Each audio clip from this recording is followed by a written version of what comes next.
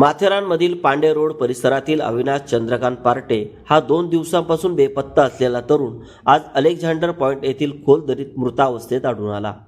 या घटनेने मात्र माथेरान शहरात हळहळ व्यक्त केली जात आहे. रामबाग परिसरात राहणारे अविनाश पार्टे बेपत्ता असल्याची नोंद कुटुंबियांनी माथेरान पोलीस ठाण्यात केली होती. एक दिवस वाट पाहिल्यानंतर नातेवाईकांनी शोध मोहीम सुरू केली असता अलेक्झांडर पॉइंट परिसरात अविनाशचे कपडे आणि मोबाईल आढळले. त्याच ठिकाणी रिकाम्या दारूच्या बाटल्याही आढळून आल्याने संशय बळावला. त्यानंतर सखोल शोध घेतला असता अविनाशचा मृतदेह दरीत सुमारे 1100 फूट खोल अंतरावर पडलेला दिसून आला. मृतदेह अत्यंत गंभीर स्थितीत होता. डोक्याला मोठी दुखापत, पायाची हाडे तुटलेली तसेच शरीरावर गंभीर जखमा आढळल्या. या उंच आणि कठीण कड्यावरून मृतदेह बाहेर काढणे मोठे आव्हान होते. मात्र सह्याद्री रेस्क्यू टीमने धाडस व अथक परिश्रम दाखवत दोरीच्या साहाय्याने मृतदेह सुरक्षित बाहेर काढण्यात यश मिळवले.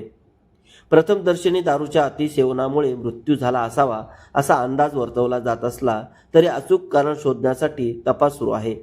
माथेरान पोलीस ठाण्याचे API अनिल सोनोने यांच्या मार्गदर्शनाखाली पोलीस उपनिरीक्षक गणेश गिरी पुढील तपास करीत आहेत.